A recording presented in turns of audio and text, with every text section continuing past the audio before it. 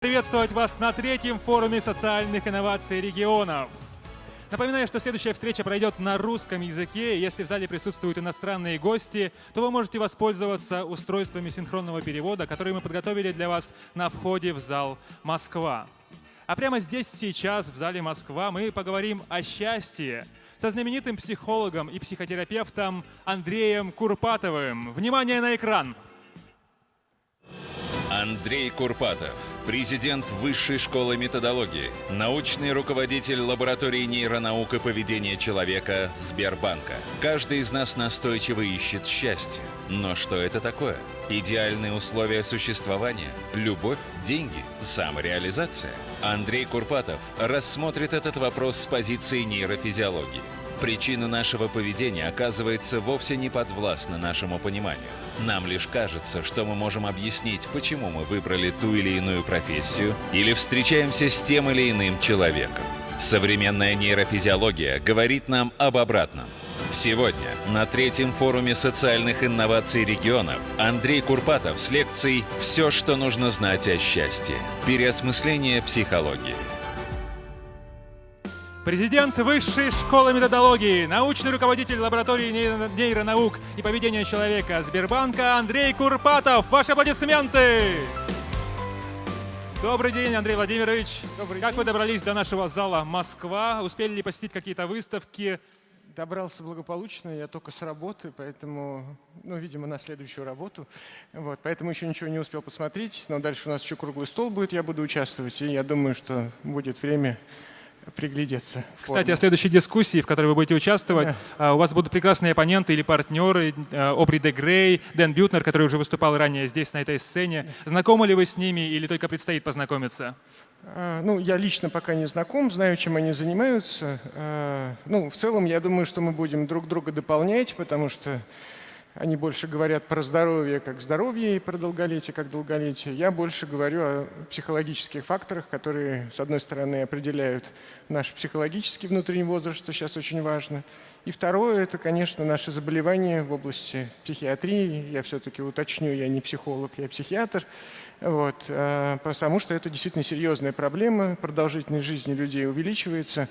А мозг наш не приспособлен к такому длительному существованию. И не хочется быть здоровым, но полностью дементным больным. Отлично. Теперь, дорогие друзья, я передаю слово Андрею Владимировичу Курпатову. Это будет интереснейшее выступление. Пожалуйста, передаю слово вам. Ваши аплодисменты. Спасибо большое за прием. Спасибо, что пришли. Мне это очень лестно. Буду рассказывать странную для себя тему. Потому что меня постоянно на ней ловят. Дело было больше 20 лет тому назад, и я написал книжку «Счастлив по собственному желанию». Эта книга абсолютный бестселлер, миллион экземпляров продано, все вообще в полном восторге, обожают эту книжку, все прекрасно. Есть одна проблема, что спустя 20 лет я написал книжку «Красная таблетка», в которой я сказал, что счастья нет. Дальше я встретился с выраженным непониманием того миллиона, который эту книжку прочел, и они стали спрашивать меня, что же это такое за безобразие, рассказывайте про одно, теперь про другое. Я хочу уточнить смысл названия. Вы можете быть счастливы только если захотите и будете долго над этим работать. В книге «Счастлив по собственному желанию» я рассказываю о психологических приемах, которые помогают вам действительно улучшить свое эмоциональное состояние. Но если вы хотите переживать счастье в большем объеме, в более серьезном, вам предстоит куда более серьезная работа не просто со своим психическим состоянием, но со своей жизнью в целом. И то, о чем я хочу рассказать вам сегодня, это про то, как наш мозг делает нашу жизнь. И знание механизмов мозга позволит нам эту жизнь менять, я надеюсь. Поехали. Что мы с вами знаем про мозг? У меня тут недавно вышла детская книжка «Как работает мозг», вот, и родители с удовольствием отмечают, что наконец они стали хоть что-то в этом деле понимать. Но в действительности наши знания о мозге общие, они, в общем, так себе. Вот, давайте это признаем. Мы думаем, что это один из органов, которые у нас есть, как у нас есть почки, сердце, селезенка, и у нас есть еще мозг. Но правда состоит в том, что у мозга есть мы. И это совсем не то же самое. У нашего мозга есть мы. И мы являемся небольшим продуктом, относительно небольшим продуктом, сложной деятельности мозга. И тут я сразу должен всех, немножко охладить по поводу возможных вот этих представлений о сверхвозможностях нашего мозга там, и так далее. Есть лекторы, которые активно рассказывают, что у нас там не мозг, а просто какие-то царские палаты там, и так далее. Полюбуйтесь на эти царские палаты. Кора головного мозга, которая, собственно говоря, представляет святая святых нашего мозга. И то я должен сказать, что большая ее часть затрачивается на то, чтобы вы создавали визуальные образы, видели меня, слышали то, что я сейчас вам говорю, и так далее, и так далее.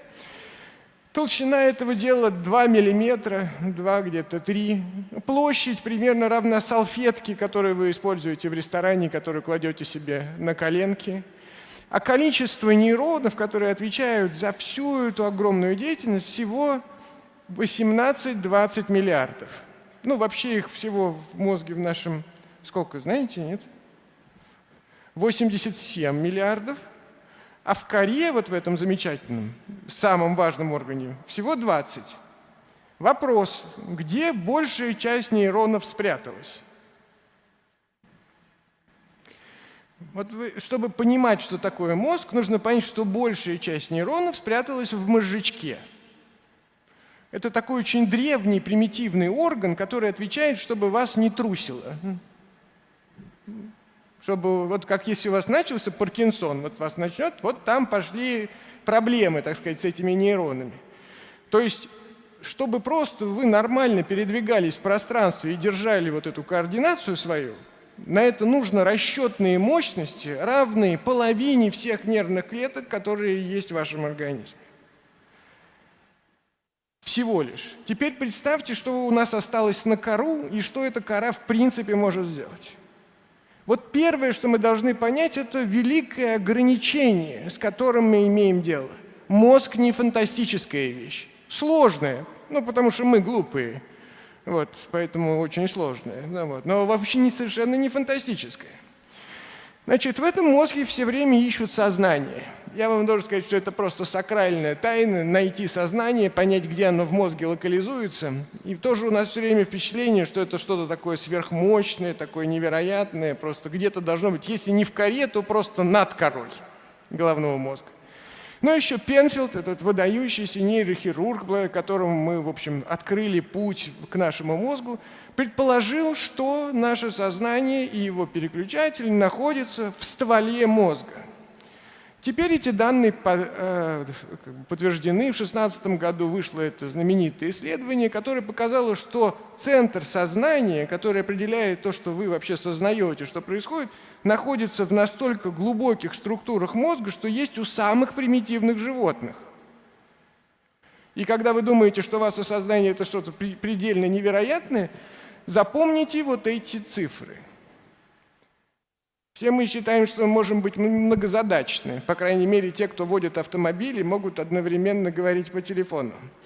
На самом деле вы однозадачны. Ваше внимание просто переключается с дороги на собеседника, с дороги на собеседника. И слава богу, если это будет все, неплохо с точки зрения дорожной ситуации. Доказано абсолютно точно, мы однозадачны. То есть в единицу времени мы решаем только одну задачу. Мы способны удерживать в поле своего внимания только 3 элемента, относящихся к задаче. То есть, когда вам нужно сознательно что-то решить, всего лишь 3 элемента будет у вас в сознании. Вы, может, вспомните, как вы умножаете 32 на 48 в столбик. Задумались? Там 2 на 8, 16, 1 сюда, 6 на ум пошло, да? Сейчас лучше записать. Такая сложная комбинация, понимаете, из 4 цифр, и все, мы уже там, сильно теряемся. И продолжительность одной мысли Мы-то думаем, что ты сейчас делал? Ну, я думал. Думаем мы в продолжительности в 3 секунды. Почему в языке есть предложение, почему-то все время ставят точки? А если предложение будет очень большим, то вы что будете делать? Возвращаться к началу, пытаясь понять, о чем там была речь. Это потому, что продолжительность нашей сознательной мысли очень ограничена. 3 минуты, 3 секунды. Значит, сейчас посмотрите на этот знаменитый эксперимент. Первый о нем сказал еще Найсер, сейчас его многократно уже повторили, он стал уже совершенно брендовым. Для того, чтобы понимать ограниченность того, с чем вы имеете дело. Значит, у нас есть испытуемые, которым предлагают посмотреть видео, в котором есть 2 команды игроков в белом и черном, которые передают друг другу мяч. Задача испытуемого считать, сколько раз мяч между игроками черной команды перейдет друг от друга. Ну, не хитрое задание. Включаем видео, вы смотрите, игроки бегают, передают друг другу мяч. Закончилось видео, вас спрашивают, сколько раз, вы говорите, там, 150. И тут вас спрашивают, а вы ничего там такого странного не заметили? И половина из вас не заметила появившуюся во время этого ролика обезьяну, прошедшую через весь кадр и помахавшую рукой. Ваше внимание настолько ограничено, что вы способны удерживать только 3 элемента задач. И когда вы смотрите на 3 игроков, передающих мяч друг другу, вы уже не можете, ваше внимание настолько ограничено, что он не может обнаружить столь странный объект. Значит, кроме того, что мы с вами настолько ограничены, это сознание, как выясняется, еще и не принимает в нашей жизни никаких существенных решений. Ну, я сказал деликатно, по большому счету никаких решений наше с вами сознание не применяет.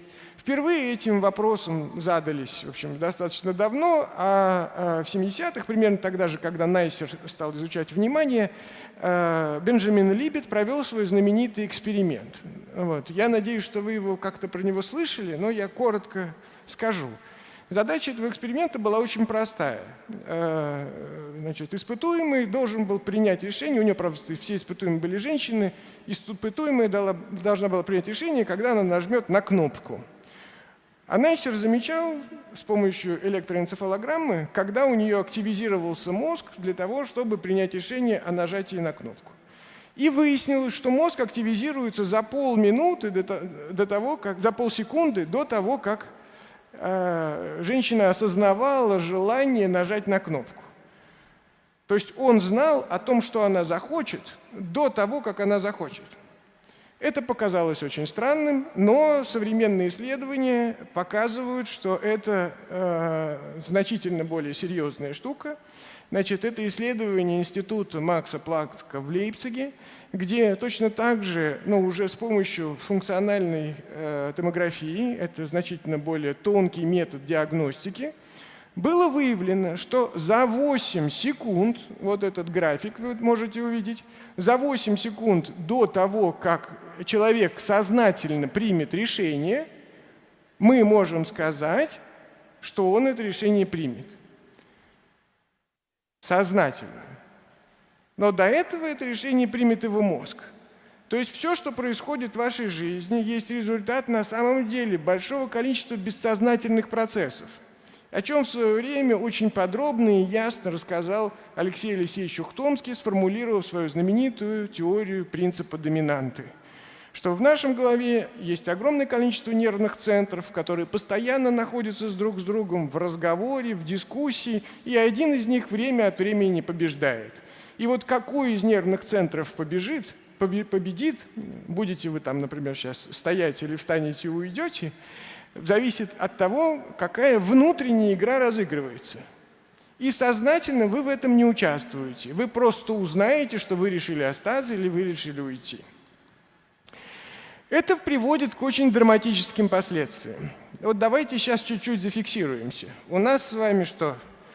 Очень ограниченные расчетные мощности мозга, которые мы можем использовать в рамках своей сознательной деятельности. Второе. Наше сознание очень ограничено. Одна задача, всего 3 аспекта ситуации. Продолжительность мысли 3 секунды. Да? Мы, правда, этого не замечаем, но мы столь многого не замечаем, что даже неловко про это говорить. Значит, и плюс к этому наши решения – это не наши решения, не сознательные решения, а решения нашего мозга. Значит, и в свое время вообще научный мир столкнулся с совершенно драматическими вещами. Он столкнулся с исследованием в области социальной психологии, которые в последующем получили название «социология ситуации». Значит, что это такое? Нас с вами помещают в какие-то непривычные условия существования, изменяют внешние факторы, и выясняется, что мы начинаем вести себя не так, как мы предполагали, мы бы себя вели в этих обстоятельствах. Ну, начнем с знаменитого эксперимента Стэнли Милгрэма. В Ельском университете он был проведен. Перед ним, вот вы сейчас видите самого Милгрэма, и он стоит на такой вот штуке, на бандуре. Видите, да, такой ящик. Вот. Это ящик, который бьет током. И на 15 вольт повышается с каждой фазой. Значит, суть эксперимента очень простая.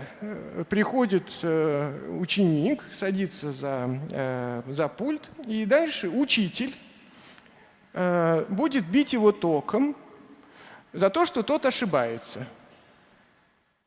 Рядом будет сидеть экспериментатор, который будет следить за тем, чтобы учитель не сочковал. Если человек ошибся, его нужно ударить током, повысив силу удара на 15 пунктов. Ну, как вы понимаете, людей вообще током не бьют в экспериментах. Вот. И это все буфоната. Реальный испытуемый не ученик, сидящий за стеной, значит, и отвечающий на вопросы испытуемого. Реальный ученик реальный испытуемый – это тот самый учитель, которому предстоит поднимать уровень электрического тока. Значит, ну, там актер за стеклом, он будет биться в припадке, кричать, чтобы его немедленно выпустили, что он не согласен в этом во всем участвовать там, и так далее. Когда Милгрэм спросил у профессиональных психиатров, как он думает, какое количество людей дойдет до последнего этого пункта, где написано XXX, смертельная доза удара электрического тока, психиатры сказали не больше 1–2% клинических садистов. А теперь посмотрите на фактические данные этого эксперимента. Только 12% людей остановились на позиции 300 вольт. 270 – это душераздирающие крики от боли. А 315 в отчаянии кричит, что больше не будет отвечать. И 65% людей доходят до конца эксперимента, когда ученик перестает подавать признаки жизни. Это кажется невозможным, что 63% людей готовы убить кого-то просто потому, что рядом сидит экспериментатор и говорит: наш ученик дал согласие на эксперимент, это научный эксперимент, вы тоже дали согласие. Продолжайте нажимать. Представить это нашим разумом невозможно. Как невозможно представить, что мозг решает все без нашего сознания, что наше внимание настолько ограничено, что мы не можем заметить обезьяну в кадре и так далее, и так далее, и так далее. Это правда, которую мы должны, наконец, начать осознавать о себе. Так. Оп. Следующая история точно такая же, и тоже из области психологии ситуации. Я хочу, чтобы вы заметили, насколько тонка нюансировка этих дел. Ну, это знаменитая история. В Принстонском университете был проведен соответствующий эксперимент. Значит, молодым священникам сказали, что в соседнем там здании, в другой стороне кампуса, значит, собрались люди, и им должны были прочитать проповедь о добром самаритянине, но, к сожалению, проповедник заболел, и надо его подменить. Ну, напомню, что смысл проповеди, смысл этой притчи о добром самаритянине, то, что неважно, какого вы происхождения, какого вы народу и племени, важно то, что вы готовы помогать ближнему, и именно вы в этом случае наследуете Царствие Небесное. Ну, такая красивая, понятная притча. И дальше наш юный священник отправляется через кампус для того, чтобы прочитать проповедь. По дороге он встречает человека, который бьется в припадке, у него эпилептический припадок. Ну, надо отдать должное этим молодым людям. 63% остановились, чтобы ему помочь. Остальные, замечу, которые шли читать проповедь о добром самаритянине, решили не заметить это и подумать, что ну, они же не врачи, может быть, кто-то другой его увидит и ему поможет. Но почему я говорил про нюансировку? Части испытуемых говорили, что люди, собравшиеся в том самом здании, уже давно их ждут. То есть вы спешите, вы опаздываете. И среди опаздывающих священников только 10% остановилось, чтобы помочь несчастному. В 2 раза сократилось число тех, кто готов был помогать. То есть не в 2 раза, а просто еще на 50%. Значит, вот что мы должны знать про себя. Эту правду. Дальше есть знаменитый эксперимент Филиппа Зимбардо. Сейчас говорят, что его там, значит, рассекретили какие-то материалы, и оказалось, что это подделка. Это полная чушь. Вот. Эксперимент так и работал. Просто участниками эксперимента случайно стали и сами экспериментаторы. Да, когда парней посадили, собственно говоря, в подвале психологического факультета Стэнфордского университета, вот, и они там играли в тюрьму. Одни превратились в надсмотрщиков, другие превратились в жертвы, и через несколько дней, на 5-й день, все это представляло собой самый настоящий концлагерь, хотя на самом деле это была просто такая игра. Но мы очень быстро начинаем присваивать себе соответствующие роли, если все вокруг себя ведут определенным образом. И почему это не, как бы сказать, не ошибка, и почему так и есть, и эти эксперименты работают? Потому что после этого тот же Зимбардо работал в знаменитой тюрьме Абу-Грейб. Здесь 3 известные фотографии, а таких фотографий многие-многие сотни, но все они засекречены федеральным законом Соединенных Штатов, потому что Соединенные Штаты не хотят демонстрировать то, что делали охранники в тюрьме. Делали по собственному желанию. Делали просто потому, что имели возможность сделать. Делали это потому, что такая была установлена традиция внутри этих тюрем. Это хорошие люди, у них дети, жены, матери, отцы и так далее, и так далее. Эти солдаты вернутся потом в обычную жизнь, в нормальную. Но когда они попадают в эти патологические обстоятельства, они, вне зависимости от своих установок и способов думать, начинают вести себя античеловечно. Это закон, который, собственно говоря, сформулировал в свое время Лерос, и это его знаменитая статья, которая стала самой цитируемой статьей по социальной психологии, называется «Фундаментальная ошибка атрибуции». Мы присваиваем другому человеку определенный набор качеств и характеристик. Мы говорим, что он волевой, что он сильный, что он там добрый, умный там, и так далее, и так далее. Но в действительности, оказавшись в других обстоятельствах, он продемонстрирует другое поведение. И это то, что мы должны понимать не просто про других людей, да, которые потом могут нас подвести, обмануть там, и так далее, но и про самих себя. Вот что я хотел прежде всего сказать, для того, чтобы мы перестали питать иллюзии, что наше с вами сознание способно сделать нас счастливыми, способно сделать нас людьми, которые достигают цели, которые вот идут куда-то, значит, покоряют невероятные высоты. Наше сознание, наши установки, к сожалению, вещь очень ненадежная. Вы много раз говорили себе, вот завтра я начну новую жизнь, буду вести правильный образ жизни, там, сяду на диету, буду, значит, ходить в спортзал там, и так далее, и так далее. Я не знаю, не буду больше раздражаться на своего ребенка, не буду больше хамить маме и так далее, и так далее. Сколько раз у вас были такие прозрения? И вопрос, насколько вас хватало? Хорошо, если вы утром могли вспомнить, что у вас был такой план. Я хочу, чтобы мы поняли, что опираться на такие красивые сознательные установки просто нелепо, мы сами себя подставим. Давайте же посмотрим, как структурно организован наш мозг, потому что все-таки решение, я надеюсь, есть. Значит, структурно это 3 этажа. Первый этаж отвечает за уровень нервно-психического напряжения, и все мы с вами отличаемся по степени вот этой внутренней психической энергии. У кого-то там шило в одном месте, он вечно, значит, куролесит, и нет ему покоя. А кто-то, наоборот, более апатичный, с меньшим количеством энергии, более спокойный. Это определяется не ленью, да, а один из факторов – это количество клеток ретикулярной формации, их активность, которые располагаются как раз в стволовых отделах мозга. Ну, про кору я вам уже рассказал, и про ее ограничения я тоже уже рассказал, но есть и средний этаж, который находится между корой и между стволом мозга. Этот средний этаж – подкорковые структуры. Там примерно, кстати, находится столько же нейронов, как во всей коре. И эти подкорковые структуры определяют характер наших с вами желаний.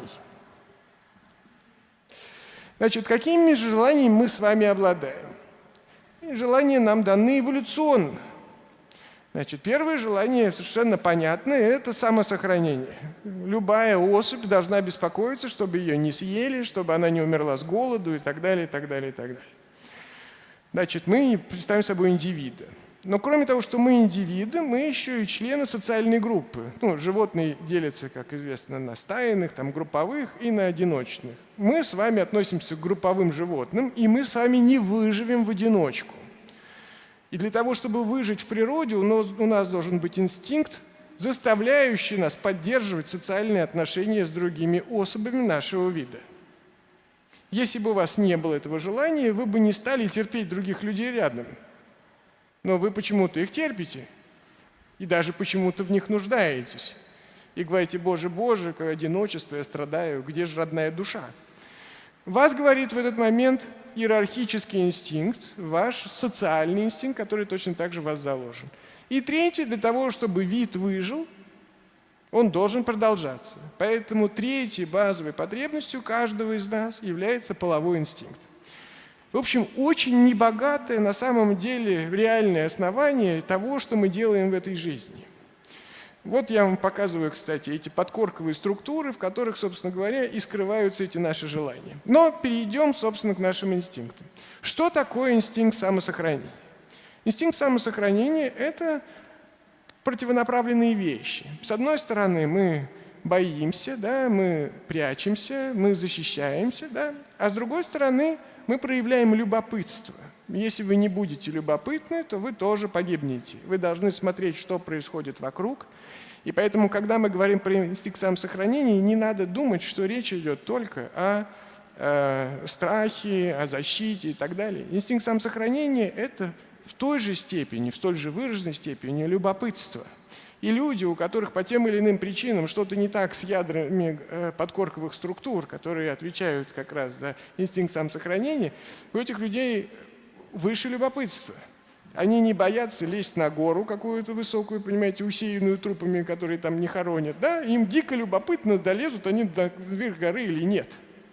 Вот он, дефект инстинкта самосохранения. Да? А кто-то, наоборот, очень тревожный, ни на что не решается, и у него нет соответствующего любопытства. Нет, я не пойду, не буду смотреть, все, оставьте меня и так далее. Значит, второй инстинкт, здесь я вам сразу демонстрирую, так сказать, его проявление. Вот, вы, в общем, картинка не новая, все люди здесь более-менее взрослые. Вот, значит, это инстинкт половой. Но вот у вас к вам вопрос. Вот эти животные, которые сейчас это делают, думают ли они о продолжении рода? Я вот прямо представляю вот эту картинку и такую задумку: какие у нас будут милые щеночки? Вряд ли они так думают, да?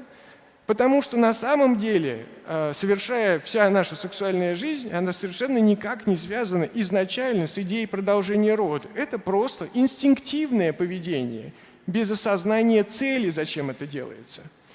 И в нашей с вами жизни произошла выраженная трансформация этого полового инстинкта. В нашей жизни половой инстинкт – это желание произвести впечатление на другую особь. Если вы узнаете, как бы сказать, строятся любовные отношения у павлина с павлинихой, то они выглядят следующим образом. Несколько павлинов, распушив хвосты, такуют на своих квадрантных территориях. И серенькая самочка павлина ходит вокруг и смотрит на эти хвосты. И тот, который произведет на нее наиболее сильное впечатление, в стразах, понимаете, и со звездочками, вот, она войдет в тот квадрат, и, собственно говоря, продолжение рода автоматически там и последует. Вот, значит, задача, на самом деле, наша потребность, да, мы уже знаем, что у нас есть потребность защищаться, да, создавать ситуацию нашей безопасности. Вторая наша потребность, исходящая из той же, это проявление любопытства, да, вас сюда привело именно любопытство. И третье, это мы жаждем производить впечатление на других людей и жаждем впечатляться. Потому что такое любовь? Да? «Моя прелесть», если кто-то помнит еще такой знаменитый хрестоматийный фильм, в котором голым, так сказать, сходит с ума по кольцу. Это метафора любви, метафора утраты нами вот этого как бы внутренней способности как бы противостоять силе влечения. Да? Значит, и это важная вещь. Мы хотим восхищать, и мы хотим восхищаться. Искусство существует, потому что мы хотим восхищаться, и оно же существует, потому что художники хотят нас восхищать. И третий социальный инстинкт, про который я тоже уже вам говорил, он тоже на самом деле состоит из двух составляющих. С одной стороны, это желание быть царем горы. Вот. Я думаю, вы все знаете даже по маленьким детям знаменитый кризис 3 лет, когда ребенок требует, в общем, чтобы все было по-егоному. Вот. Вы точно так же знаете, что в любом споре самое главное это что? Не истина, да? А кто оказался прав, да? Значит, власть точно так же может быть еще и символической. И это наша внутренняя потребность властвовать, но с другой стороны мы все еще и хотим подчиняться. Мы хотим подчиняться кому-то, кто возьмет ответственность за наше с вами существование, кому-то, кто определит нам, куда идти и что делать. Вот. И эти две противонаправленные тенденции благополучно в людях тоже уживаются. Значит, почему мы вообще в принципе обзавелись этими зеркальными нейронами? В свое время, это было не так давно, в начале 90-х, нам объяснил Джакомо Розалайти, это профессор Пармского университета, который занимался изучением моторной коры у обезьян. И, собственно говоря, в его экспериментах он устанавливал в моторную кору обезьянные электроды. Эти электроды подавали импульсы, вот, и обезьяна совершала следующее движение. Значит, точно так же эти электроды фиксировали, собственно говоря, движение обезьяны. Когда она начинает двигаться, эти электроды тоже начинали разряжаться. Но там случился казусный случай. Один из работников уронил, собственно говоря, гору орехов и стал их собирать. И обезьяна, у которой был установлен электрод в моторной коре, глядя на этого несчастного, значит, сотрудника, уронившего орехи, у нее стали в голове разряжаться нейроны, которые ответственны за движение рук. То есть она не двигает руками, но у нее разряжаются те нейроны коры, которые отвечают за что? За реальное движение. Как такое может быть? Ризалатти на самом деле 4 года не мог в это поверить и проверял, только потом решился опубликовать эти результаты. И сейчас мы все знаем о так называемых зеркальных нейронах. Какая эволюционная задача и в чем их смысл, этих зеркальных нейронов? Эволюционная задача зеркальных нейронов состоит в том, чтобы вы, глядя на поведение другого человека, могли как бы прочувствовать его движение. Но если вы чувствуете движение другого человека, вы же в этот самый момент начинаете понимать, а что он делает. Если я тянусь за едой, вы понимаете, что я тянусь за едой, а не просто протягиваю руку. Если я скалюсь, у вас тоже напрягаются эти мышцы, и вы понимаете, что, в общем, от меня что-то нехорошего следует ждать. Да? Значит, природа оснастила нас вот такими детекторами социальности.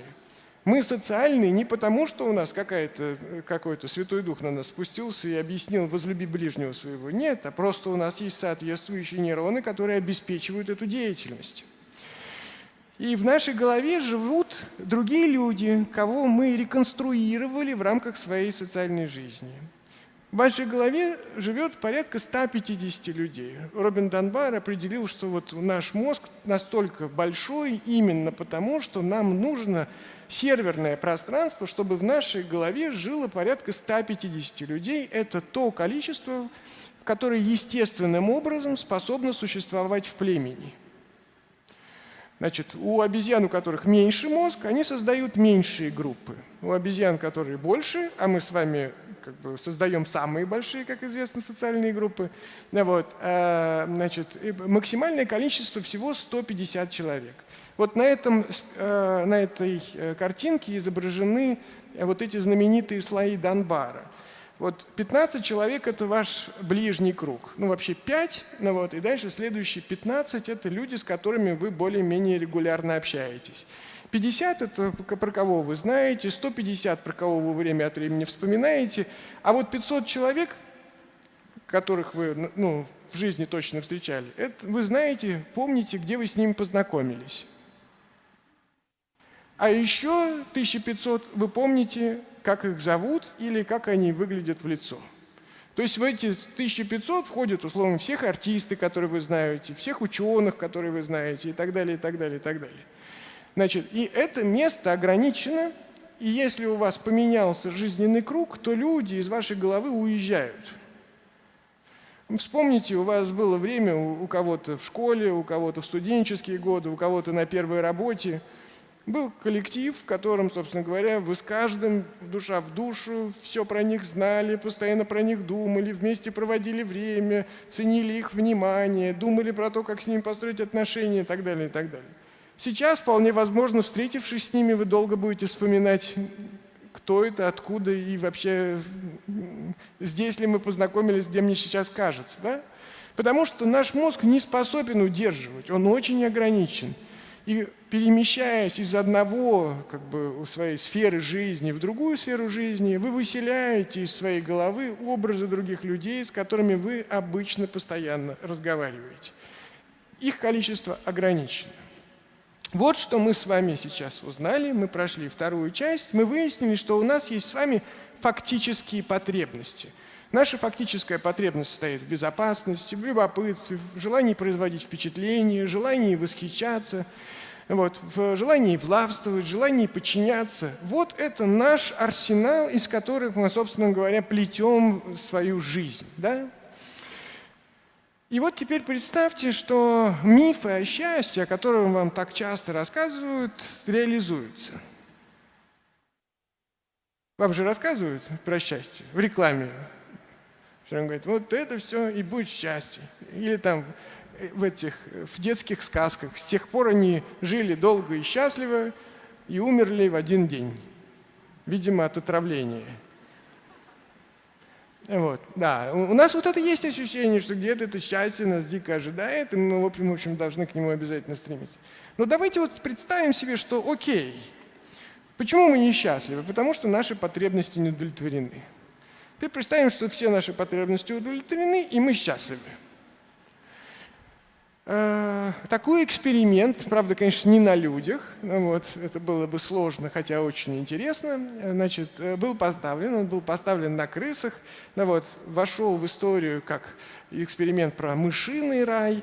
Джон Келхун создал вот такую историю. Он создал большие баки, 2 на 2 в ширину, 1,5 метра в высоту. Там он сделал специальные гнезда, где могли бы жить животные. Да? И в целом количество животных, которое могло вольготно разместиться в этом баке, порядка 4000. Еды у них всегда было вдоволь. Все прочие условия, чистота, гигиена и так далее, все всегда в этих баках было бы замечательно. И дальше он провел эксперимент. Это первая фаза эксперимента, начало. Он поселяет в баке первые 4 пары мышей, которые начинают там экспоненциально размножаться. Значит, каждые 55 дней популяция увеличивается в 2 раза. Сначала это там 8, потом 16, потом 32, потом 64 и так далее, и так далее, и так далее. Популяция растет как на дрожжах, и после экспоненциального роста наступает фаза плата, когда численность животных в этом баке, в котором может жить 4000 человек, 4000 крыс, да? Вот, когда их количество достигло 620 животных, появилась жесткая социальная иерархия. Эти животные, которым нечего делить, у которых все есть, они начали сбиваться в кучки и производить следующую практику. Значит, те самцы, которые были постарше и физически посильнее, стали выталкивать молодых самцов в центр круга. Ну, эти крысы любят тишину, и в углах у них, как бы сказать, приятные места. И появилось так называемые, Колхун их назвал, отверженные крысы, которых вытесняли из рамках вот этого социального существования. Старые самцы живут в вольготных условиях и не дают молодым самцам нормально существовать. Вот. Самки в таких условиях начинают, потому что это агрессия, это драки, это кровь. Значит, и самки в таких условиях, испытывая напряжение, стали отказываться от спаривания. Такой была фаза С. Значит, максимум популяции, который достиг, был 2200 животных. После этого развивается фаза Д.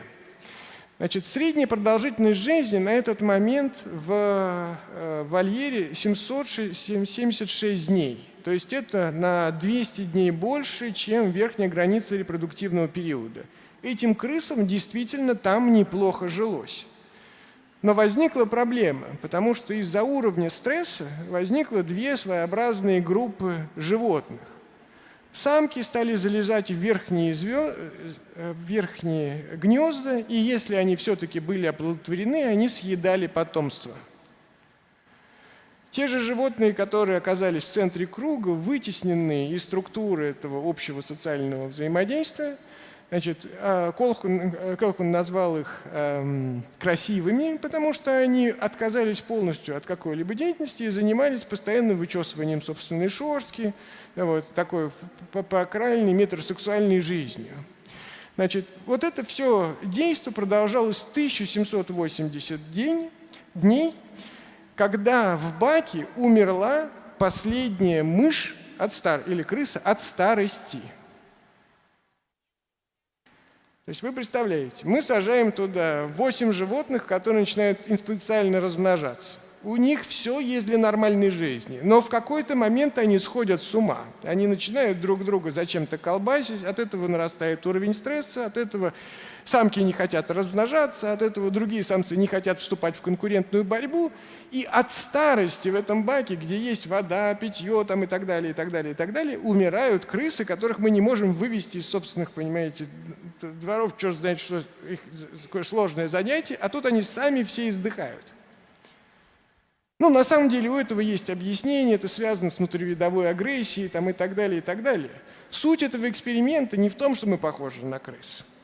Суть этого эксперимента состоит в том, что если нас с вами лишить естественных условий существования, если изменить те условия существования, к которым мы были эволюционно созданы, обязательно что-нибудь пойдет не так. Значит, Колхуна даже принимал римский папа, когда Павел VI, когда эти данные об этом эксперименте стали известны. Да, и значит, вот что мы должны понимать. Мы не были созданы с вами для идеальных условий, мы не были созданы для счастья. Если только ваши все мечты начнут удовлетворяться, и счастье будет у вас, так сказать, приходить в ваши дома, ждите беды. Потому что психика не готова. Что-то обязательно пойдет не так. И вот я хочу обратить ваше внимание на то, что сейчас пошло не так. Это данные Арика Сигмана, данные 2015 год, если мне не изменяет память. К этому времени более 1 года жизни современные 7-летние дети провели за экранами. Год жизни – это 24 часа 365 дней в сутки. 4 года жизни, 24 часа в сутки, 365 дней в году, за экранами провели молодые люди до 18 лет. 8 часов в сутки в среднем проводил за экраном современный подросток. Это 15-й год. Это данные тоже 2015 года. Это данные значит, Министерства связи и массовых коммуникаций в Британии. Значит, здесь мы видим, что взрослый британец, если учитывать все его экраны, 11 часов в день смотрит в экран.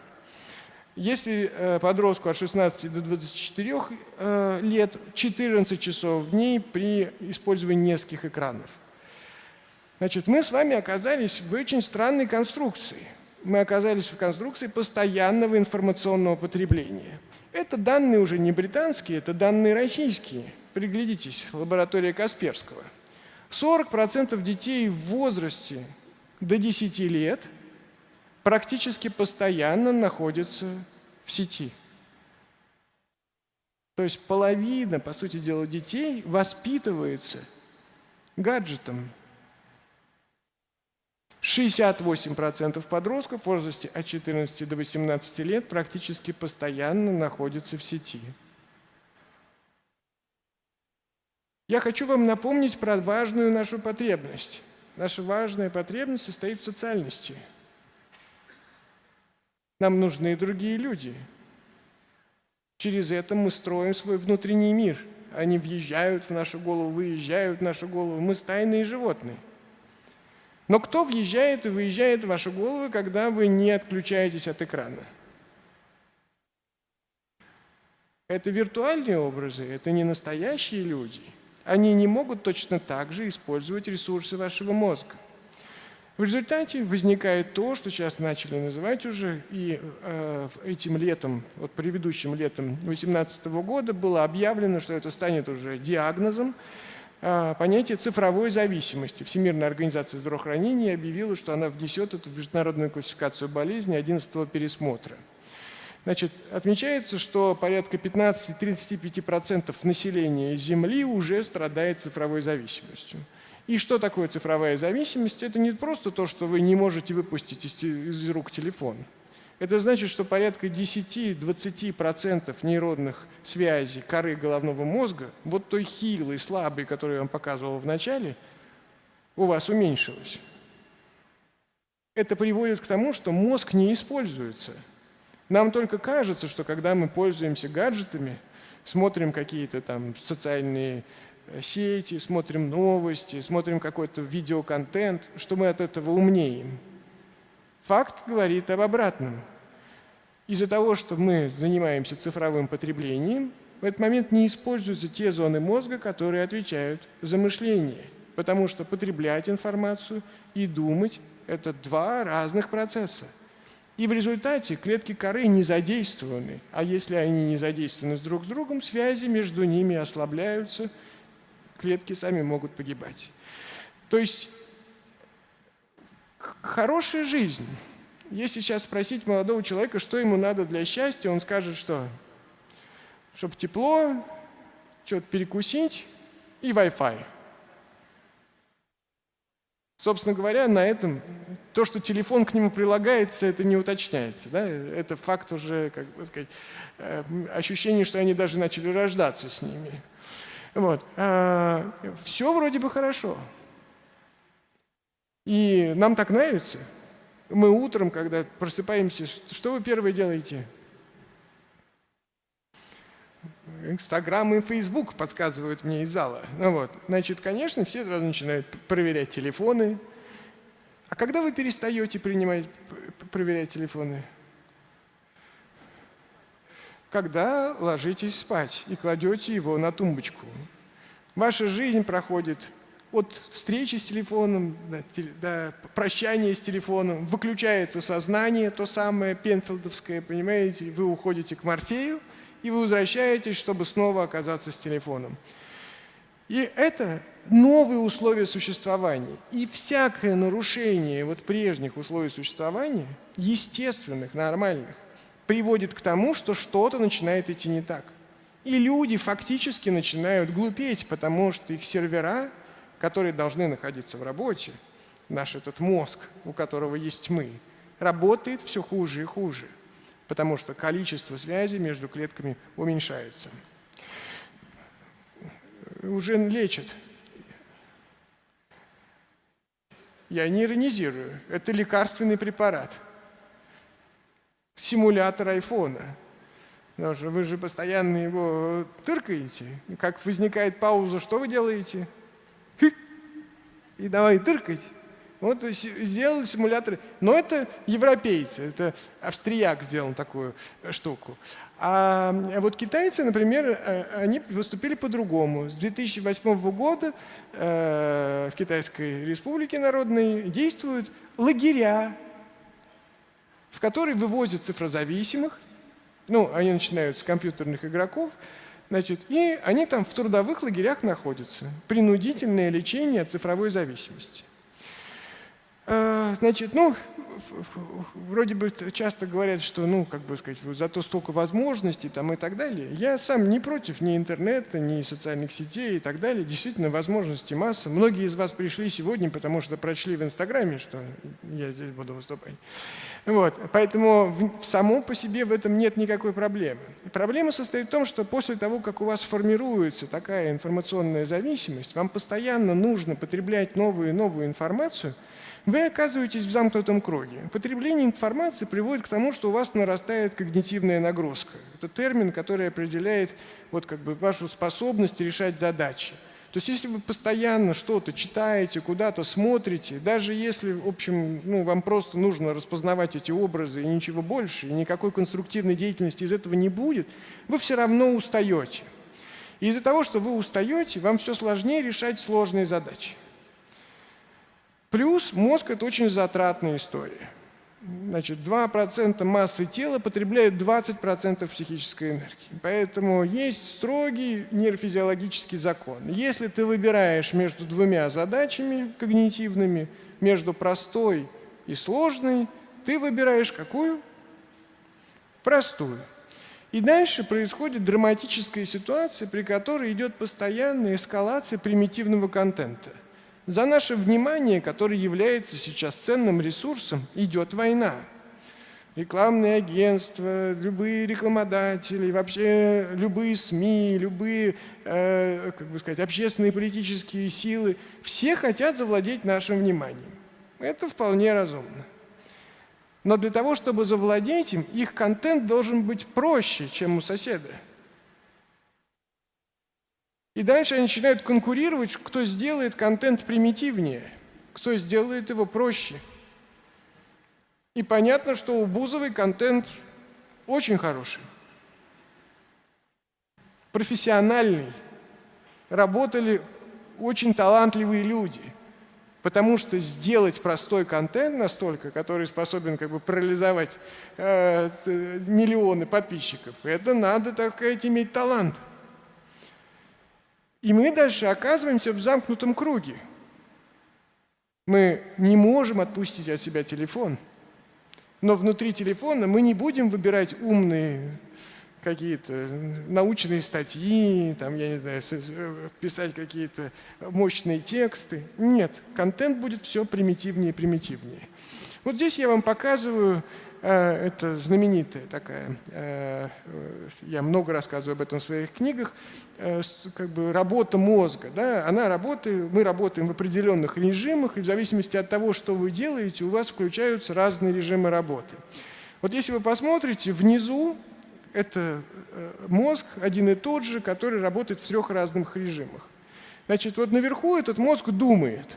Столько зон мозга у вас активизируется, когда вы решаете серьезную, большую интеллектуальную задачу. Нижний строй – это то, что с вашим мозгом происходит в момент, когда вы потребляете информацию. Значит, для того, чтобы думать, вы должны на самом деле войти в соответствующее эмоциональное состояние. Вы не можете думать, когда вас отвлекают. Представьте, что вам нужно принять какое-то решение, вы обдумываете какие-то варианты, и я буду постоянно вас дергать. Вы как будете реагировать? Вы будете раздражаться, потому что вы не можете сосредоточиться на вопросе. Да? Значит, нам необходимо входить в определенное состояние, когда нас не дергают. Ученые выяснили, сколько это времени, Нам нужно 23 минуты, чтобы как следует на чем-то сосредоточиться. Но вы телефон за это время успеете проверить раз 20. Я уже не говорю, сколько к вам придет сообщений и чего от вас будут требовать. И в результате те ресурсы мозга, которые должны были бы затрачиваться вами на решение важных жизненных задач, то, что действительно способно сделать вашу жизнь лучше, а это прежде всего наши отношения с другими людьми, успешность в нашей профессии там, и так далее, заполняется бессмысленной умственной жвачкой. Все, что происходит у вас в голове, это пережевывание одних и тех же идей и соображений. Вы ходите по кругу, там порядка 25 тем, при желании можете выписать, чтобы убедиться, насколько мощным вам интеллектуальной деятельностью занимаетесь. И вы увидите, что если есть 20-25 конфликтных ситуаций, которые вы регулярно внутри головы продумываете. И совершенно не используете свой ресурс для улучшения собственной жизни. Итак, все становится лучше, а все становится для нас хуже. И современные условия – это тот самый мышиный рай, про который нам рассказывает Келлхун, и современный мир, который вроде бы, в общем, сделан для человека, сделан для нас, как оказывается, не может сделать нас счастливыми. И если мы действительно решили отнестись к теме счастья не как к очередной иллюзии, к очередному такому сказочному образу, что вот когда-нибудь мы чего-нибудь и что-нибудь у нас мы будем счастливы, то мы должны понять, что это сейчас вызов. Еще не так давно счастье приходило в дом часто. Человек вернулся живой с войны, и все плачут от счастья. Вылечили после аппендицита. Еще не так давно от этого умирали. И выжил. Счастье. Появилась какая-то маломальская игрушка в доме у ребенка. Счастье. Счастье – это удовлетворение наших базовых потребностей и фактических нехваток. В случае, если все удовлетворяется, любопытство удовлетворяется, безопасность удовлетворяется, что вы делаете в Инстаграме? Вызываете восхищение, восхищаете. Все удовлетворяется, любая потребность. Вы не можете испытать нехватки, и вы не можете испытать чувство невероятной радости, этих выплесков дофамина, эндорфинов и так далее, когда ваша потребность удовлетворяется. И теперь мы должны сами начать создавать в себе эту нехватку, потому что окружающий мир стал слишком хорош. Мы добились такой жизни, которая, призванная делать нас счастливыми, делает нас несчастными. Вот вещи, про которые вы должны думать поверх этого. Значит, конечно, нужно бороться со всеми вашими внутренними демонами. Как мы сейчас видим, уровень депрессии, я в свое время предупреждал, и этот год наступает. Я когда-то писал еще 20 с лишним лет назад, что это не мой был прогноз, это был прогноз Всемирной организации здравоохранения. Она говорила, что к 2020 году смертность от суицида будет более частой, чем смертность от рака. И поверьте, мы сейчас к этому ближимся. Единственное ограничение – это тот же самый смартфон. Потому что большинство людей, испытывающих депрессию, раньше бы страдали, а сейчас они просто скроллят Инстаграм. И уровень вот этой депрессии очень высокий. Часто это невозможно изменить, если вы не применяете для этого специально медикаментозную или вообще психотерапевтическую работу. Значит, первое – это начать заниматься собственным психическим здоровьем и озаботиться им. Оно у нас сейчас все больше и больше страдает. Второе – это борьба с цифровой зависимостью. Это действительно ограничение объема цифрового потребления. Нет ничего в вашем телефоне утром, что заслуживает внимания, хотя бы до того момента, как вы собрались выходить из дома. Нет в вашем телефоне ничего такого, что вы должны обязательно узнать перед сном. Потому что если вы это узнаете, вы все равно с этим ничего не сделаете, вам пора спать. Если вы начнете думать, что каждый раз, когда вы берете телефон, вы берете его зачем-то, вы обнаружите, что у вас нету цели. Вы увидите эти автоматизмы. Бороться с цифровой зависимостью – это наша теперь внутренняя, крайне важная задача. Ну и дальше, конечно, нам необходимо дело, в котором мы можем обрести свою нехватку, обрести свою цель. Сможем действительно почувствовать голод потребностей, голод любопытства, голод безопасности, голод восхищения, голод социального взаимодействия. И если мы сейчас не будем находить для себя специально, потому что от чего работать-то сейчас? Крышу над головой сейчас всем выдают, там наследство, все, не гонят. Можно снять что-нибудь, где-то подработать, что-нибудь там, изобразить работу, походить, вот, получить достаточно Wi-Fi даром. Что переживать-то, да? Ну вот. У нас нет сейчас никаких мотиваций заниматься большими делами. И мы должны осознать, что если мы сами для себя их не придумаем, если мы сами для себя не организуем дела, которые будут потреблять нашу психическую энергию, энергию нашей ретикулярной формации, она будет съедать нас изнутри. Она будет бросать нас на очередное информационное потребление, и она будет приводить нас все больше и больше интеллектуальной бедности. И последнее, четвертое. Здесь я хочу рассказать вам про один из самых знаменитых психологических экспериментов, который продолжается по сю пору. А начался он в 1938 году. Это знаменитое гарвардское исследование развития взрослых людей. 724 человека были испытуемыми. Половина из этих парней были студентами Гарварда, другая половина – это были ребята из бедных районов Бостона. Ученые стали их исследовать на протяжении всей жизни. Они следили из года в год, встречались с ними и спрашивали, что у них происходит. За время этого исследования, конечно, большая часть уже участников этого исследования умерла. Самый известный участник этого исследования, они все были анонимны, поэтому они никогда не говорят, что это был Джон Кеннеди, но они рассказывают, у нас был один президент, и, к сожалению, его убили.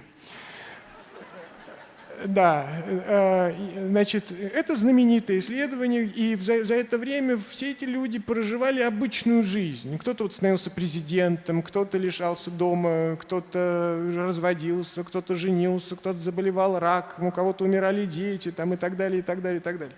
И психологи постоянно за этим наблюдали. И когда у одного из последних руководителей этого эксперимента спросили, что же вы смогли выяснить самого главного за эти десятилетия исследований? Он произнес фразу: единственное, что на самом деле имеет значение, это отношения с другими людьми.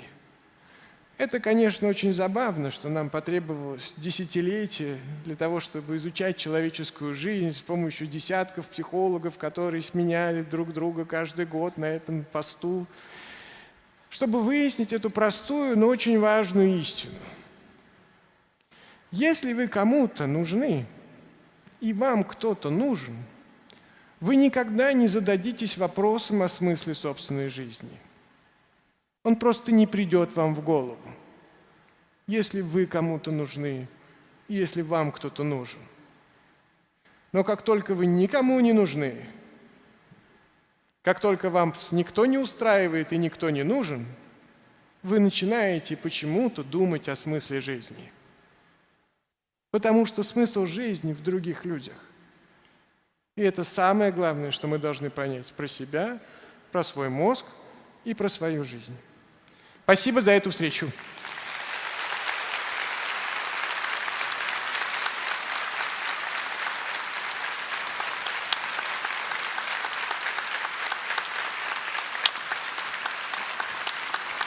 Я чувствую неловкость. Давайте мы Да, значит, у нас есть тут свободный микрофон, вот, и у нас есть там порядка 15 минут, когда я могу ответить на вопросы. А сейчас вот сначала ответы на вопросы, а потом подпишу, ладно? Добрый день, Андрей. Меня зовут Полина. Во-первых, хочу сказать, что вы прекрасно выглядите. Спасибо. Главный вопрос, который меня интересует, это онлайн-обучение. Так ли эффективно онлайн-обучение в сравнении с живым присутствием? Значит, хороший вопрос. На самом деле сейчас у исследователей нет единой концепции по этому поводу, потому что случилось страшное. Люди перестали учиться и офлайн. То есть сначала проводили исследования и показали, что офлайн более эффективно, онлайн менее эффективно. Но при ситуации, при которой офлайн люди перестали учиться, потому что мы не контролируем их внимание, не контролируем ту работу, которую они проделывают самостоятельно, оказалось, что офлайн обучение имеет свои преимущества.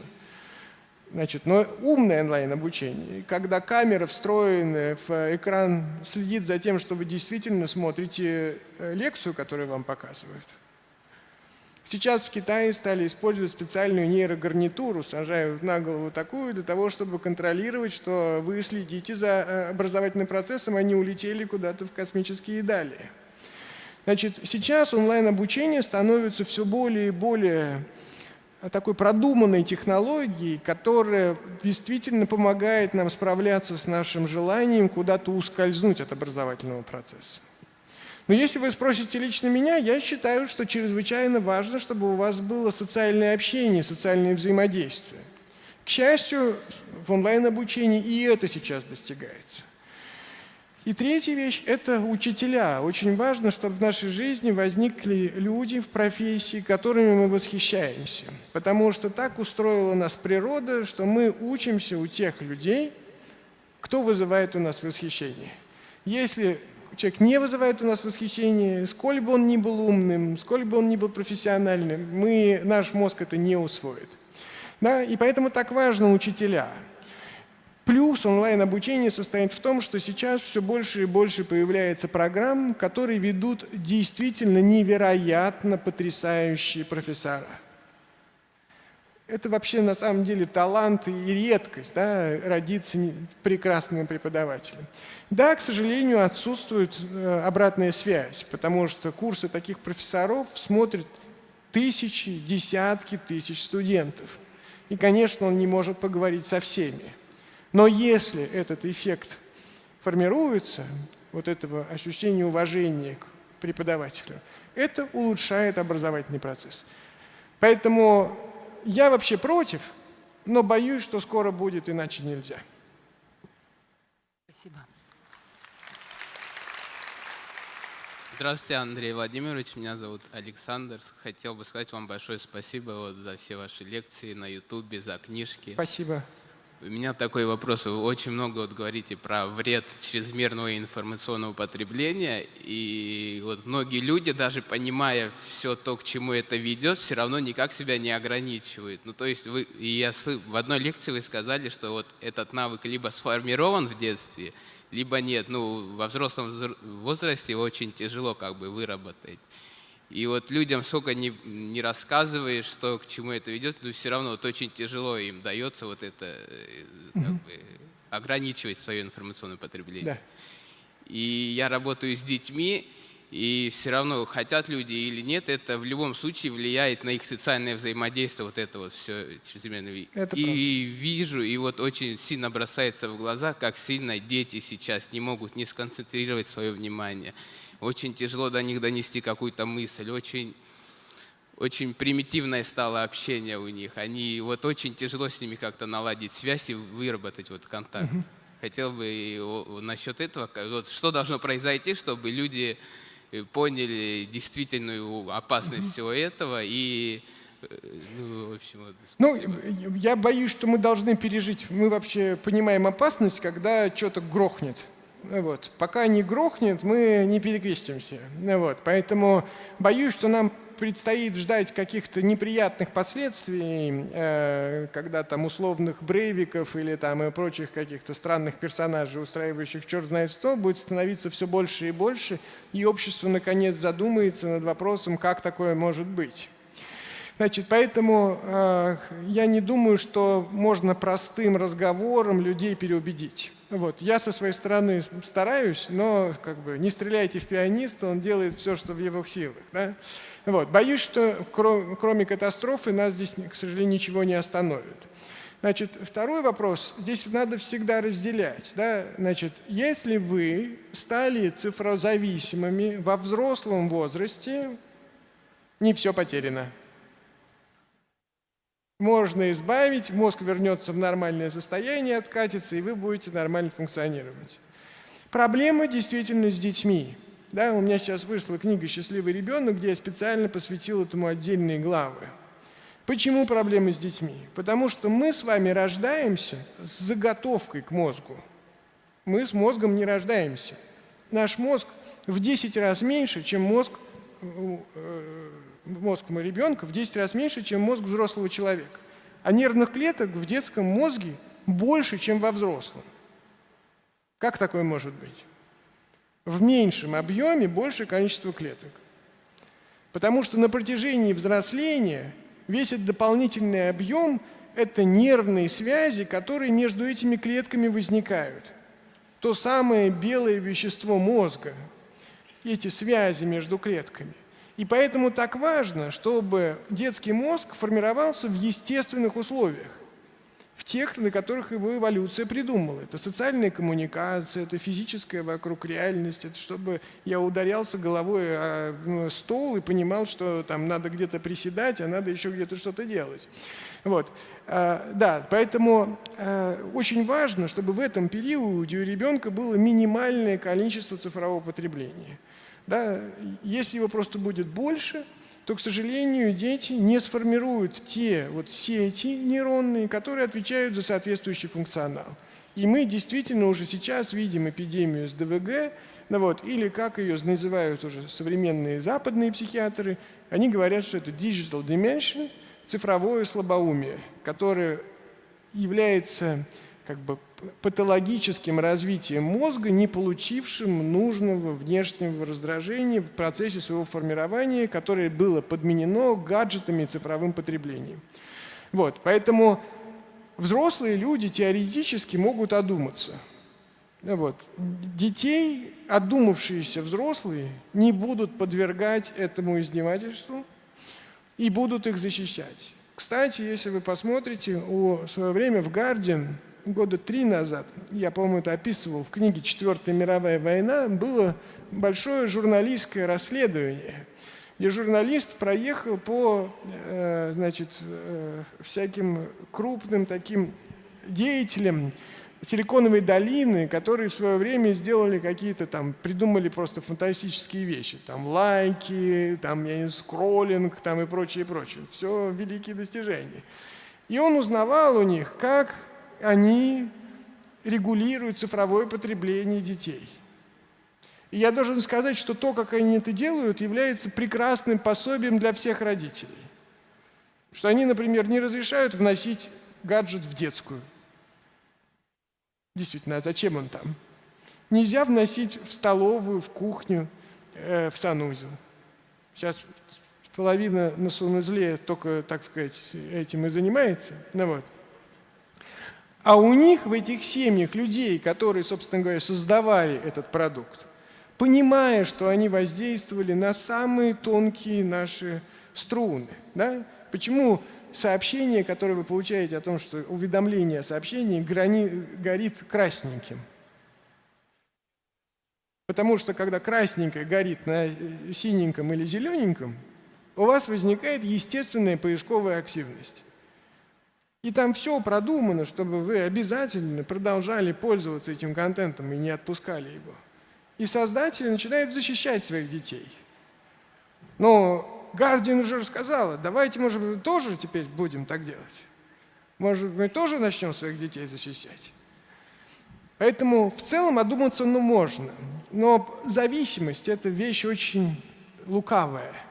Вы сейчас меня послушаете и скажете: очень все правильно, прямо вот надо, прямо завтра мы вот ровно и сделаем.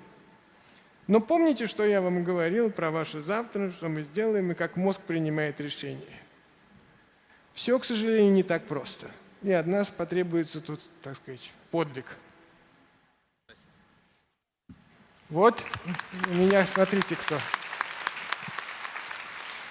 Когда вы говорили про цифрозависимость, Так, вы сказали, что можно спросить любого человека, молодого человека, и он скажет, что ему больше всего нужно в жизни Wi-Fi, теплое место и еда.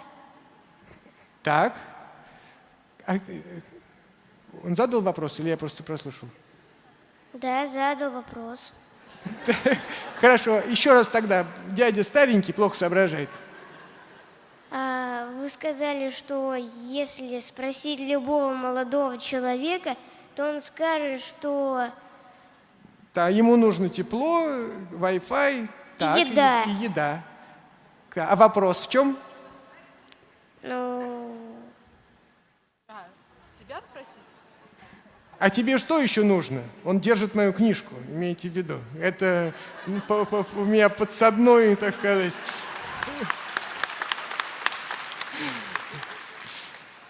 Ну, да, в общем, у нас возникла неловкая пауза. В общем, а как тебя зовут? Кирилл. Кирилл. А что у тебя делает моя книжка в руках? Просто папа попросил, чтобы вы подписали. Вот, все. Я обязательно это сделаю. Кириллу сюда подведите, чтобы мы его не потеряли. Так. Кто-то ручку, да? Я был не готов.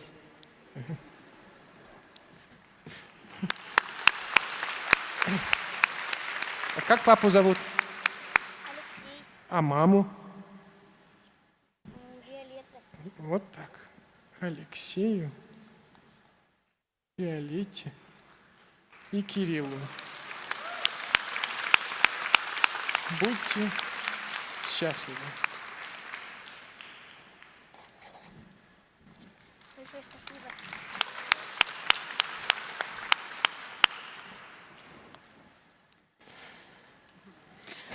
Так, нас не гонит еще? Так, все, слушаем вопрос. Андрей Владимирович, большое спасибо за ваше выступление. Очень интересно было. Меня зовут Екатерина, у меня вопрос следующий. Если, получается, все наши решения принимает мозг просто случайной раздачей, и наше сознание никак тут не влияет, как вообще жить? И как принимать осознанные решения? И вообще существует ли это, возможно ли это, и как это сделать? Ну, вы задаете хороший, но очень сложный вопрос. Значит, у меня по этому поводу есть много действительно лекций на Ютубе, где я это рассказываю, потому что это очень контринтуитивная вещь. Ну, контринтуитивно – это то, что вы не можете себе представить.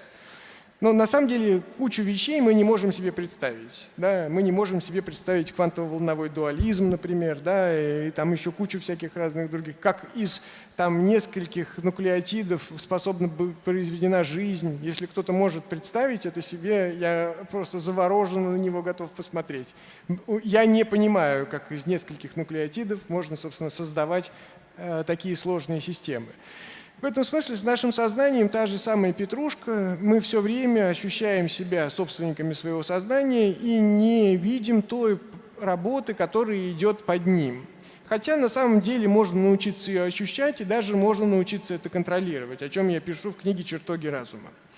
Но если попытаться ответить коротко на этот ваш вопрос, то он будет состоять в следующем. В конечном итоге все равно решение примет наш мозг. И здесь очень важно то, с какими людьми вы вместе взаимодействуете, потому что эти другие люди сажают вам в голову части того, что есть уже в их мозгах. То есть если вы оказываетесь в социальных группах, где обсуждаются сложные вещи, где обсуждаются объективно-научные вещи, где обсуждаются вещи ценностные по-настоящему и значимые, там, профессионально с высоким уровнем компетенции, ваши нейронные клеточки начинают эту информацию усваивать, и когда ваш мозг в следующий момент будет принимать решение, он будет принимать решение с учетом этих знаний. И в этом смысле самое существенное, что нам могут дать другие люди, это как бы заразить части нашего мозга хорошими идеями, глубокими знаниями. И тогда это становится нашим капиталом. И при принятии решений мы будем этот капитал использовать, и это сделает наше решение лучше. Поэтому в конечном итоге то, что вы здесь сегодня услышали, можно считать, что вы приняли решение сюда прийти сознательно. Да? Есть тут случайные посетители? Я думаю, мало. Но вам тоже кто-то сюда ткнул, пнул, так сказать, и вы сюда дошли. Да? Большая часть кто-то им сказал где-то. Иногда даже просто YouTube выдал в рекомендациях лекцию Курпатова, он ее посмотрел, и дальше пошло-поехало. Значит, то есть та среда, в которой мы оказываемся, она просто может быть или более плодотворной, потому что она заразит вас нужными знаниями, да, или менее плодотворной. Поэтому, если вы хотите, чтобы ваши решения были лучше, просто будьте внимательны к ситуациям, когда вы можете оказаться в том социальном круге, который позволит вам обрести больший объем каких-то знаний и пониманий. Спасибо.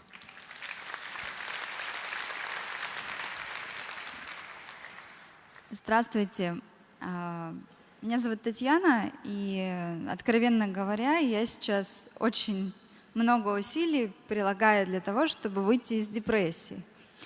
Мой вопрос заключается в том, как облегчить себе этот путь, потому что в моей голове живет несколько разных теорий, из-за чего я еще больше разрушаю свою жизнь, потому что не понимаю, что из этого... Значит, глубоко вдохнули. Так, еще раз вдох. Не через нос, через рот вдыхаем.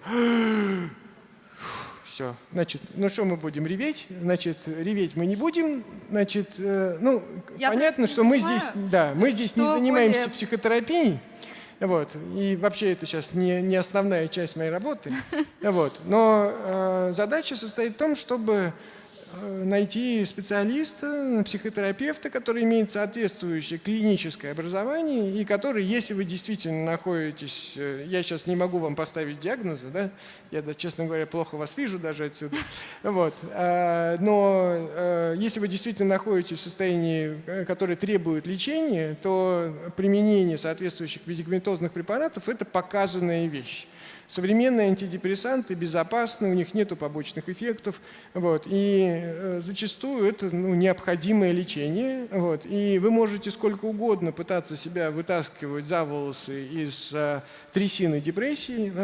Если у вас нарушены биохимические процессы, отвечающие в мозгу за соответствующие эмоциональные состояния, то без медикаментозной терапии вы с этим не справитесь.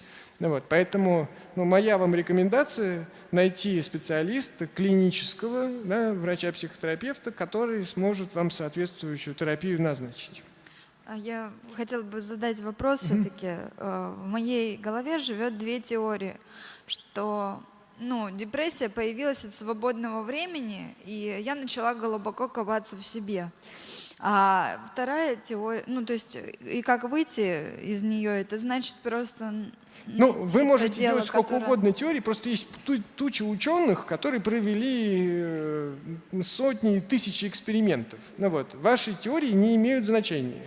Давайте посмотрим на то, что наука по этому поводу сделала, и объяснит. Одиночество как таковое, то есть это не является показанием депрессии. А обусловленная беспомощность вызывает. Но есть она у вас или нет, я не могу сейчас ответить. Вы сами не можете ответить на этот вопрос. На этот вопрос может ответить только специалист. У нас здесь слегка много народу, и психотерапевтический сеанс мы здесь не можем устроить. И ваши теории не имеют значения. Мы можем придумывать любые объяснения, В действительности, по факту, есть научная концепция депрессии, которая описывает ее механизмы, и которая из этого делает разные методы лечения. Ладно? Спасибо.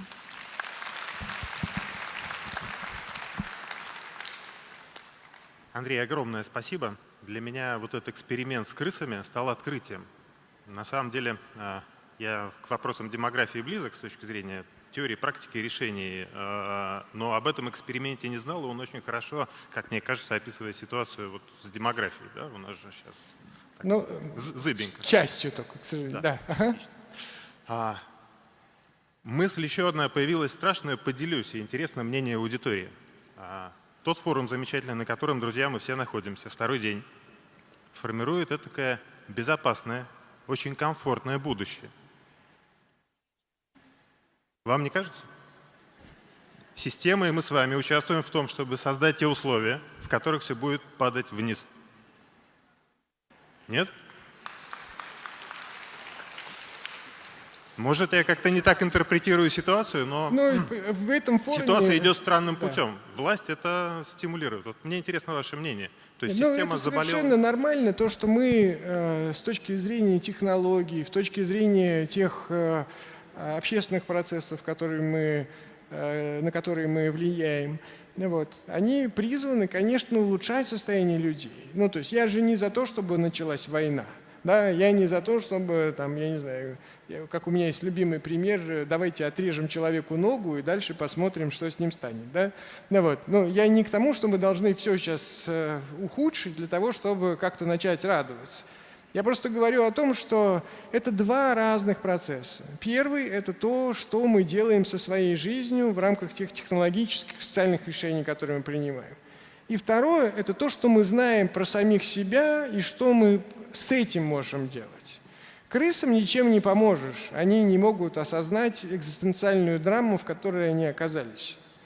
Мы же, в принципе, если, правда, очень сильно постараемся, сможем понять эту контринтуитивную вещь, что все улучшения могут привести к негативным последствиям на другом фронте. И моя задача просто обратить внимание на то, что есть еще вот эта скрытая часть проблемы. Кроме, я не знаю, доходов, медицинских технологий и так далее, и так далее, и так далее, есть еще скрытая часть.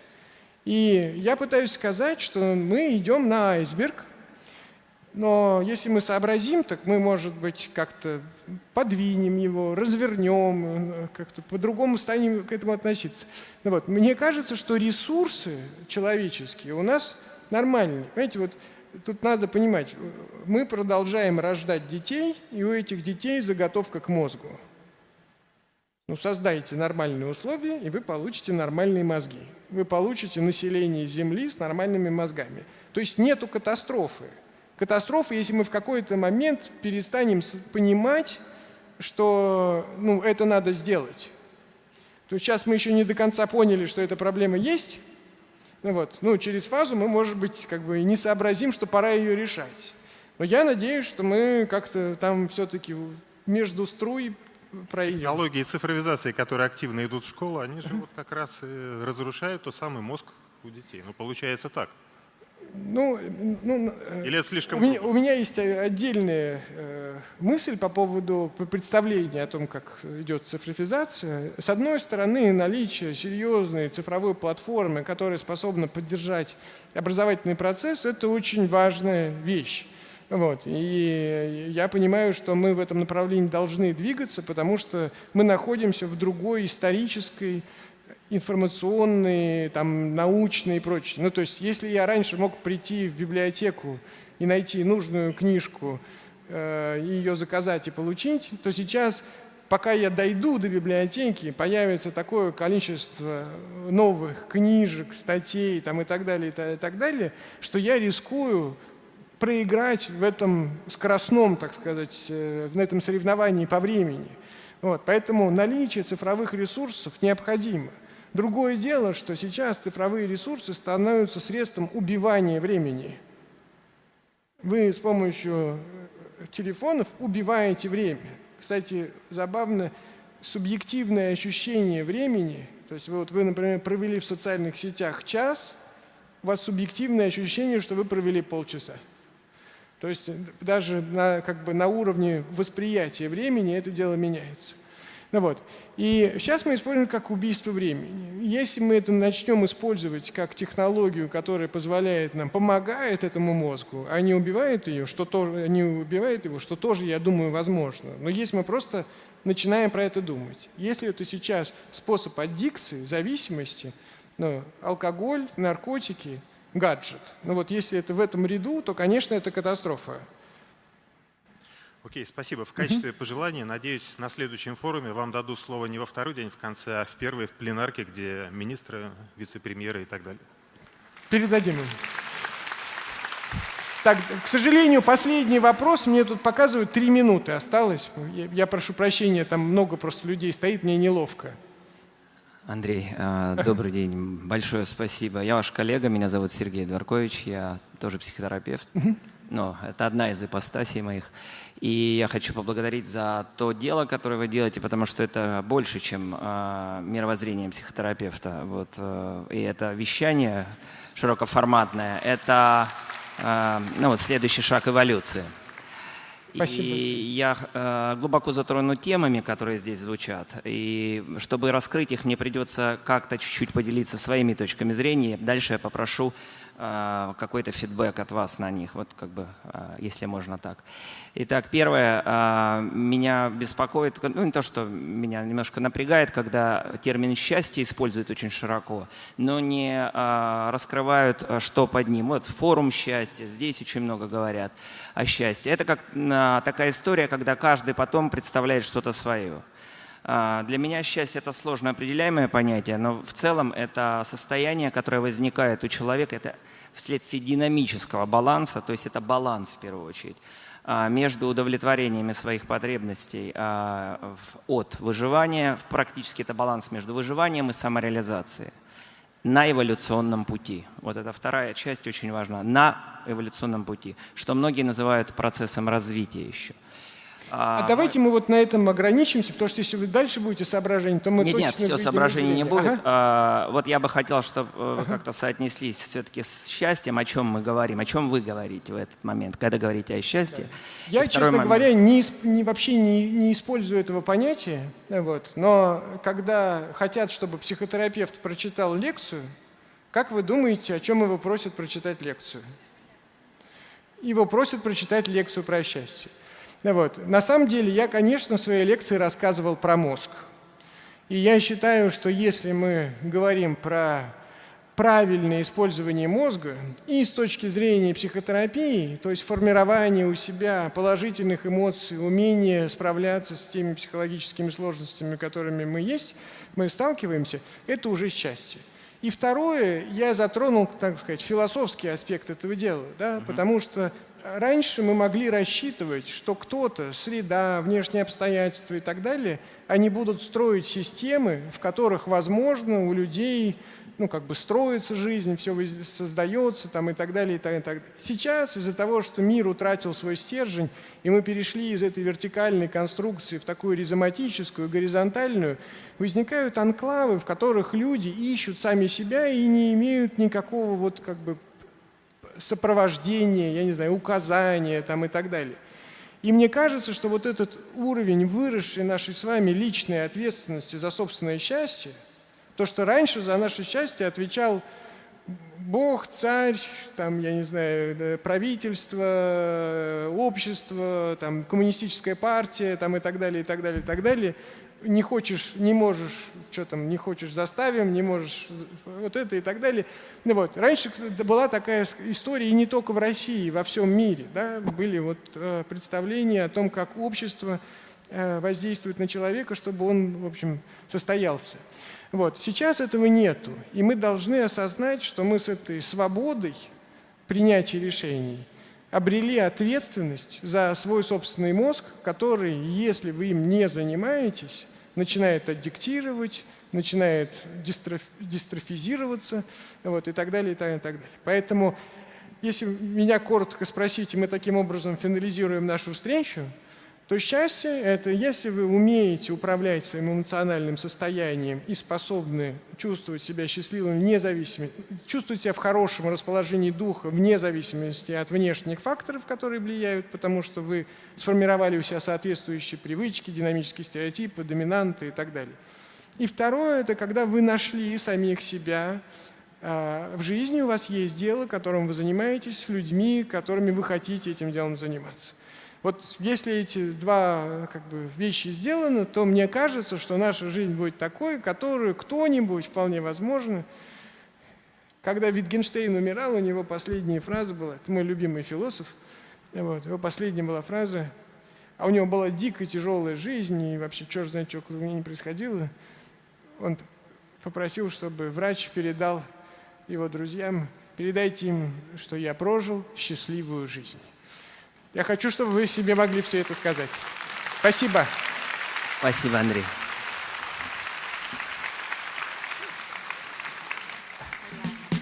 Уважаемые участники и гости форума, Андрей Курпатов, ваши аплодисменты! Дорогие друзья, я хочу напомнить, что у Андрея Владимировича будет участие еще в одной дискуссии, которая состоится в 6 часов в зале «Дон». Вы также сможете принять в ней участие, возможно, подойти, подписать книги, если у вас есть такое желание. А сейчас я хотел бы анонсировать программу, которая еще предстоит сегодня.